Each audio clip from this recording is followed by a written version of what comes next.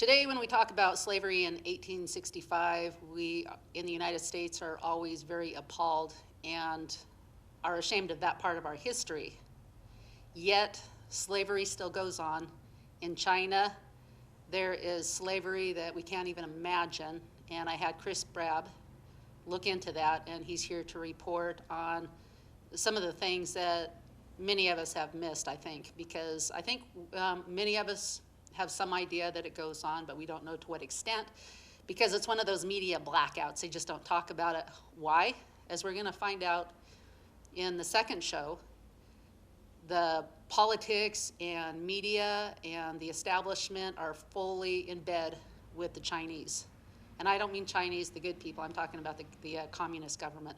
So, Chris, thank you so much for looking into this. Well, sure. It's something that I've been aware of for a long time, and I think that a lot of Americans kind of are vaguely aware of the dangers that the Chinese Communist Party poses to not just the people in China, but also the world at large. And I think that that's particularly timely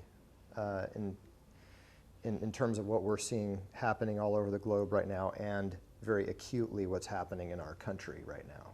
So, but there's a lot of background, like you're saying, with China. There's a lot to go through in terms of what they're doing at a physical level with their people, and with other nations and different states and things like that they've taken over. So, were you surprised from what you knew, let's say, a few weeks ago versus what you know now? When you started looking into this, were you caught off guard by the extent of their slavery and their abuse towards their own people?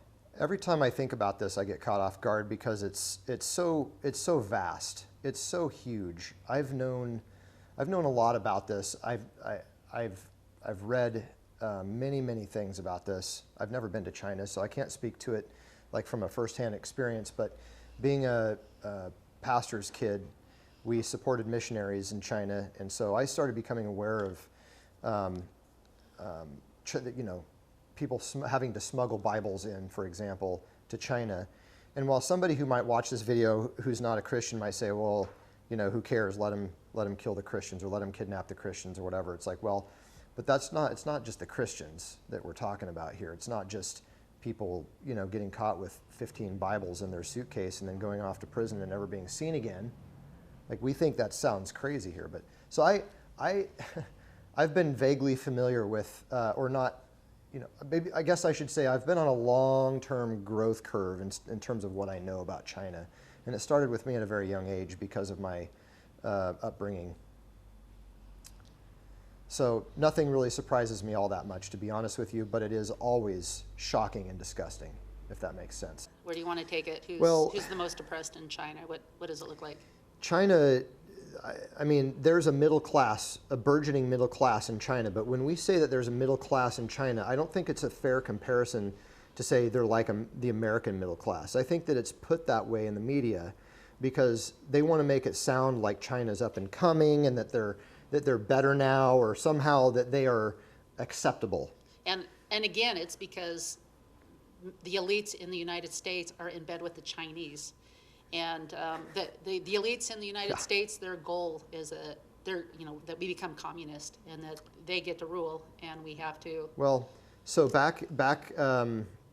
I wish I had the exact year. I'd love to quote the exact year and the issue so that I could show you the issue. There's so much information that I could have printed out and brought with me, that I was racking my brain trying to think about what things we could talk about that would be more relevant for today's circumstances. But something that I think is extremely relevant is looking back in history. And a few decades ago, David Rockefeller, sitting Senator David Rockefeller, wrote an op-ed to the New York Times praising Mao Zedong. So it had to be back in the 60s or 70s, early 70s maybe, that this happened. And praising Mao Zedong, basically saying that this is the model that our New World Order really should follow. That he's really done a great job. And what did Mao Zedong do? He killed and enslaved hundreds of millions of people. He killed somewhere around 100 million people, 80 million to 100 million people, depending on what reports you read. But beyond that, his entire population basically had to become slaves to the state. Yeah. So- And so we have Rockefeller leading the United States the way to the New World Order of communism in the United States. And then we have, of course, David Rockefeller died over the last couple of years. And he is being judged right now for his atrocities. But we have this whole elite system that are agreeing with him. I have to say also about, as a side note, but very relevant, David Rockefeller also is the one who donated the land where the United Nations building is built. And he also donated a big multi-million-dollar check to build the building and get that whole thing started too. So the United Nations, it's all part and parcel. David Rockefeller, the whole Rockefeller family, the foundation, all of that. Is that in Washington, D.C.? It's in New York City. New York City, Yeah, okay. Long Island, I think. Okay, yeah, so there we go. No, or Manhattan. Anyway, it's in New York City. It's right on the edge. So, Yeah. one place we can start, maybe that might be relevant, might be, unless we want to start with Nike shoes, we can go there too, and all of our Apple products. There's and so things many like that. examples. Where Yeah. shall we start? Yeah. But I was appalled when I went to OMSI. What was it? 15 years ago? Was it that 10, long ago? 15 years. 10, 15 Yeah, years something ago. like Anyway, that. so they had these, they were displaying the body. And so they had The human body is what it was human called. body, and yeah. they were real people. And they would maybe show a muscle group or a heart or veins. They had all of these. They had tons and tons and tons of real people there. Or bodies in motion, doing various activities. Well, and then I had somebody say to me, "Wow, isn't that amazing how the Chinese Christians volunteered their body to science?" And my mouth stood open. I didn't realize that. So a lot of us here in the Portland area actually went and we saw China communism at their work, and we paid money to see this junk. And nobody knew. And I would say most of the people that saw that Didn't know. still don't know. Yeah. It's not widely known. Okay, It so was what- it was a uh-huh. brilliant art. From one perspective, and I get this perspective. Wow, what an amazing work of art! That somebody took the time To to dissect put all that these- together and these dissect Christian these people. humans, Uh-huh.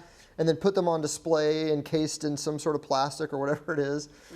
And then come to find out that these were basically prisoners. And when China says, "Oh yeah, these Christians voluntarily gave up their bodies to science," what that means is the Christians were not willing to follow the edicts of the state to whatever degree, and the state came in and took them, may have executed them in one of their beautiful mobile execution vans on the way to the airport so that they could have their various body parts that weren't going to be on display sold for, international use. Whether it's heart transplants or whatever they're selling them for, and so when you really start to understand where these volunteers came from, it's absolutely horrific, and most people would be sick to their stomach to find out that a beautiful work of art that they went and admired, that was in movies, it was on a James Bond movie even, it was a feature like in this big, James Bond scene.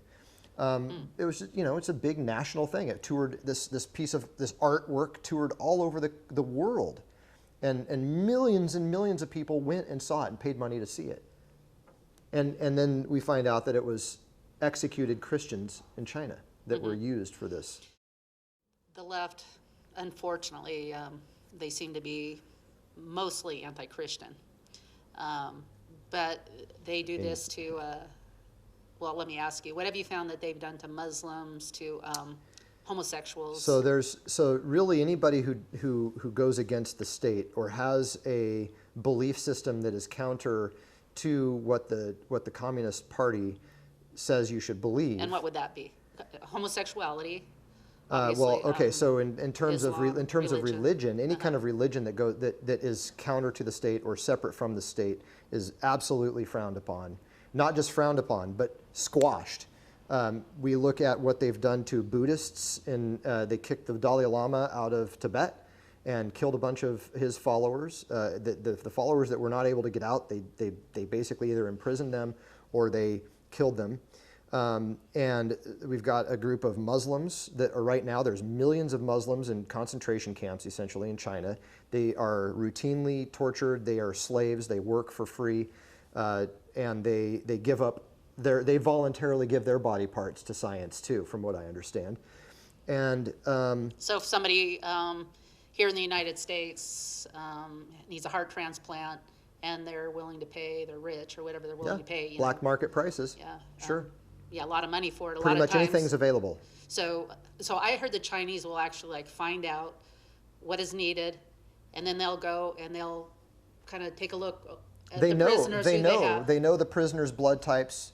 They know if they're going to be Male, compatible. female, They have it all blood type, dialed in. It's all data-based. health. Yeah. And then they just go, so they probably Yep. go in their computer and they go, okay, let's go get. It's his turn to die you know, today. It's yeah. his turn to be executed for his crimes or whatever it was. And then they put out if they even bother to do PR on it to their people to try and justify it, they always lie about what it was. Either it was like a volunteer or, oh, this was a really bad criminal and we have to execute this criminal. And so that's their reasoning for these executions. Do they even say anything? I mean, at this point, they probably don't even say it. They've actually, the tact that they've been taking, I mean, there's these articles, Falun Gong, known for years in the same boat, okay?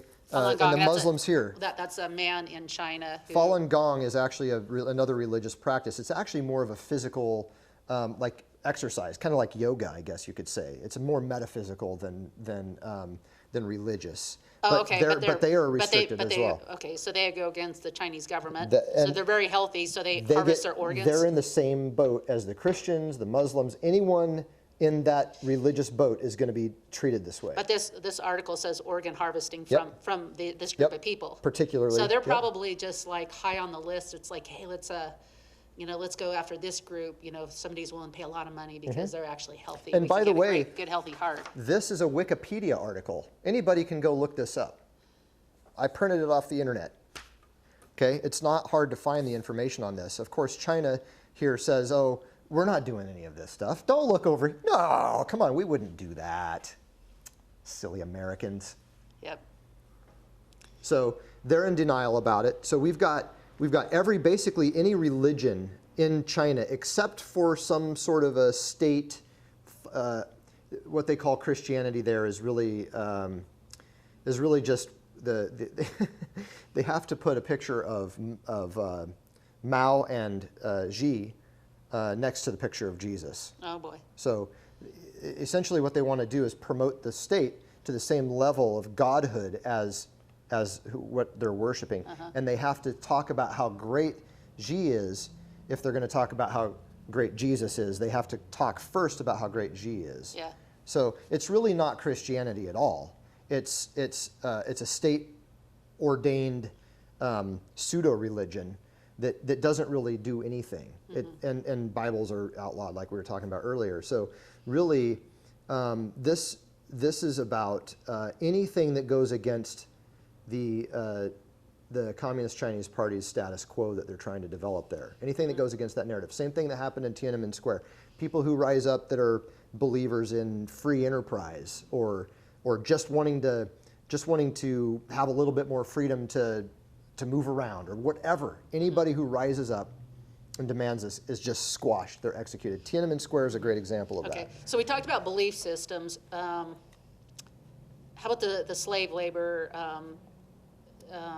I remember, I think it was Nike shoes. It was some pair of shoes that when I was younger, somebody said, you know what, I don't buy those because slave Right. labor out of Nike's China. notorious for this. Nike has used Malaysia and China and various other, places where they can set up these huge sweatshops, essentially, these factories. And You know what blares out when you say that? But then they'll go after Black Lives Matter. So they obviously they say they care about slavery or this, unequal justice here in the United States, but they really don't because they're willing to go all around the world to get slave labor. yes. So you know what? I don't buy them anymore. I don't either. They make me sick. I boycott. I boycott every major brand like that I can. I have a Samsung Android phone, and I believe that many of the things that Samsung creates are also made in China. So it's hard for me to justify any of it. But when we're talking about slave labor and everything, we're talking about slave labor that creates products for all of the Western world. I mean, we're talking about, look at anything that you're holding in your hand right now while you're watching this video. Look at it. Where is it made? I'll bet it's made in China. You know, this watch right here, Timex. Well, it's Japanese, but anyway, there's a lot of things that are made in China. I have been trying to weed those things out of my life as well. It's really hard to do. I mean, you go down and buy a package of sponges at the grocery store to go home and clean your house with, and they're made in China. You know, has that been a lot lessened since Trump has started a trade war or whatever Sure. with China? Sure, I think that's a wonderful thing, by the way. I think that's because I've been I don't buying like stuff war, and but I'll look at it. Yeah. yeah, I don't like war, but I do like the attention that Trump has brought to this. Uh-huh. He has created a separation in the minds of many millions of people in America and the Western world in general, whereby they can see the nature of this thing. And so he's trying to bring manufacturing back to the Western world, to America, so that we can start feeling proud of the things that we manufacture once again, instead of buying slave goods, Yeah. essentially. And not only that, you know, I'll go and buy a shirt now, and it'll say like made in Bangladesh, made in anywhere else, you know, in the Pakistan or whatever. Vietnam, Pakistan. Yeah, yeah. And I'm like, oh, cool, this is not made in China. Right. I'm going to get this. So we're supporting, I hope anyway, my idea is I'm supporting other countries that their workers do need to work and they're actually making money from it. and They're we're maybe supporting, not treated quite as badly as So as everything China. but China. Yeah, right. Support everything but China. You know, not everything, but Yeah. you No, know, there's- but that should be just. We have just need to quit supporting them. We have to, yeah, absolutely. I agree with that. People who, like, you know, we've got a lot of fanatics in this country that are Apple users. Yeah. Apple this, Apple that, the Apple Watch, the iPhone, the new iPad that's coming out. Everybody's like standing in line for the new Apple device. Well, I think if a lot of people knew what happens at Apple factories in China, they might want to think twice about that. What happens? China, and this was a couple years ago that this was reported, but basically Apple has one of the highest suicide rates of any other corporation in China at their factories, to the point where they had to construct suicide nets around the outside of their factories because people were trying to jump off the building to kill themselves. It was so horrible. They induce women to have abortions there because they need them to stay on the job. You know, it's they experiment on them in all kinds of crazy ways. But that's the government. That's the state and the corporation merging. And so we're waiting in line for a product that comes from that system. We're standing there ready to spend $1,000 on the new phone, or more than that in some cases. And people do videos and it goes viral. And oh, look, I got the new pair of Nikes, or I got the new phone, I got the new this or the new that. This new technological widget that came directly from a slave labor factory in China. Do you know what happens when, is it anybody that goes against the government becomes a slave of some kind, or they get killed? Well, I would actually say that even the middle class are slaves. They're just more willing. They're more like Stockholm syndrome, like we're talking about earlier. It's like they're the ones who are just programmed to go along with it. Well, so I they mean, have who all does- these jobs, Who but does Apple get?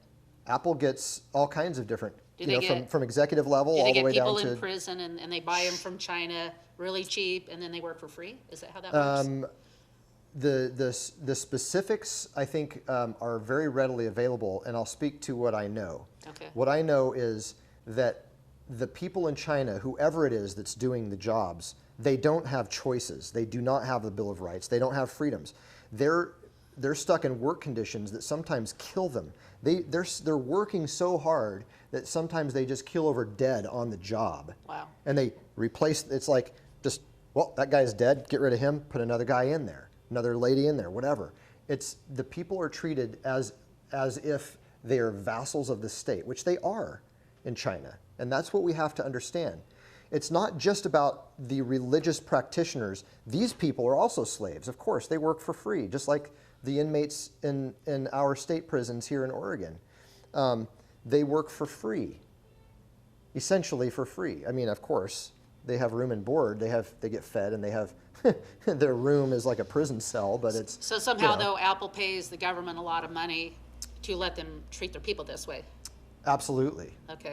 Tim Cook, the CEO of Apple, you know, bandies about because he's got some alternative lifestyle. He's a gay guy, and so he's like, oh, it's okay, I'm a liberal, I'm gay, you know. But meanwhile, Tim Cook oversees some of the most draconian measures of any other corporation in China. And he is totally in bed with Xi.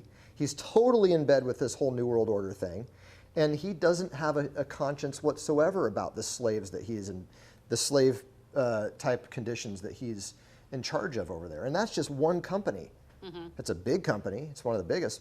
But holy cow, think of all of the other manufacturing jobs and IT jobs and all kinds of things that have been shipped over to China from all over the world, not just the United States, but in all kinds of different places have all gone into China. Because what is it that makes China such an appeal for manufacturing? Well, first of all, you can pay off officials to do whatever you want. You can pollute the air, you can do whatever, and nobody seems to care.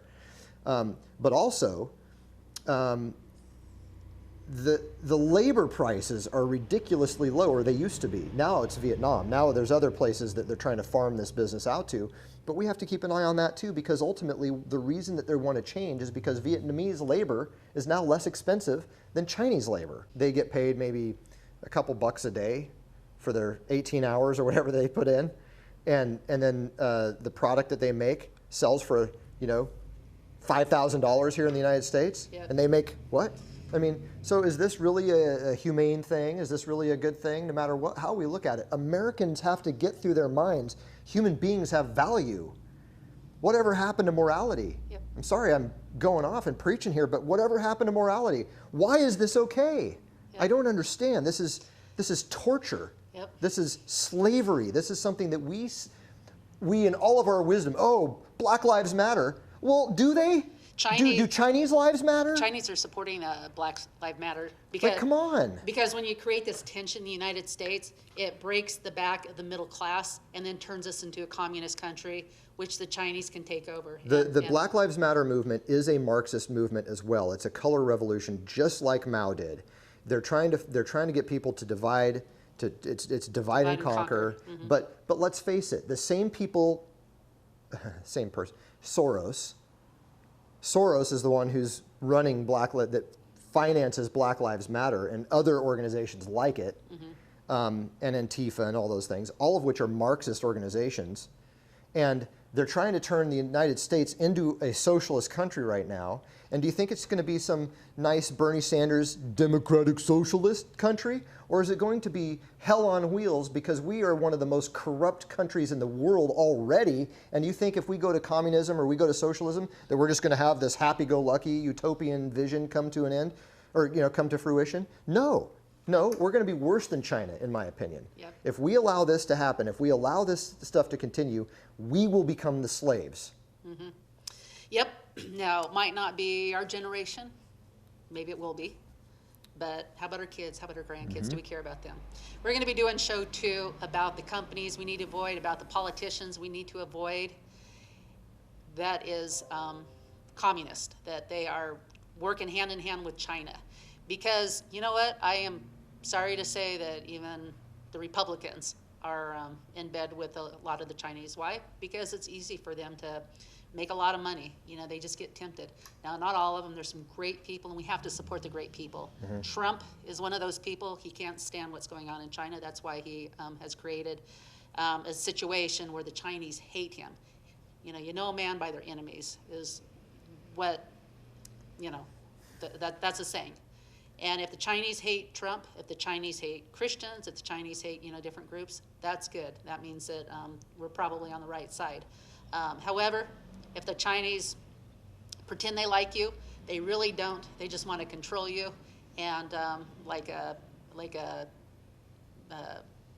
scary man trying to get a little kid in a car, he's going to use candy to do it. That's what the Chinese are trying to do to you. So if you happen to be Democrat, liberal, no matter what your affiliation is, please be aware and take this seriously. Because if you don't, you're going to be forced to. And so join us with show number 2, and we're going to try to talk about what we need to avoid. Thanks for tuning in. Have a good week. Bye-bye. Inspiration. Arts and crafts. Health and wellness. Communication and information. We're here to encourage and inspire you. You have a gift? We know you do. And so do we.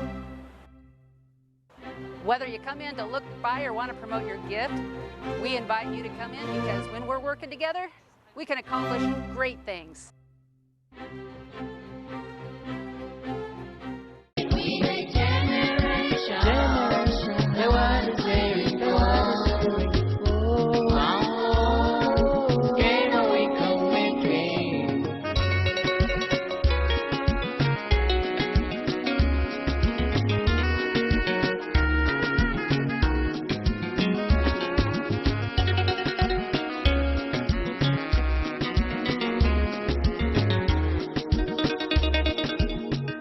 It was strange, when they came into our village, the communists came in, they didn't start teaching communism in the schools. The first thing they did in the schools was start teaching evolution. Communists know full well evolution is the foundation for communism.